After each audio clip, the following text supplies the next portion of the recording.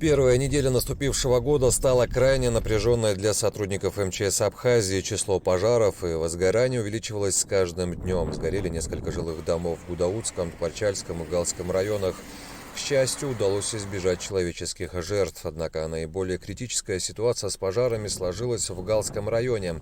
Поначалу локальные возгорания сухой травы и кустарников впоследствии объединились в одну сплошную полосу огня. Пожар охватил территорию в 600 гектаров. Пламя перекинулось на лесополосу, огонь пошел по верхушкам деревьев и стал стремительно приближаться к населенным пунктам.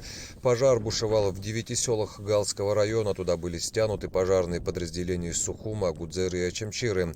Огонь тушили всю ночь с 4 на 5 января. В результате пожара в селе Верхний Баргеб полностью выгорели 3 жилых дома. Огонь уничтожил коровники и амбары сельчан. Человеческих жертв удалось избежать. По словам специалистов, пожара такого масштаба в республике не было последние 15 лет. 5 января во второй половине дня в Галский район вновь были стянуты крупные силы МЧС, так как вновь были обнаружены локальные очаги пожара.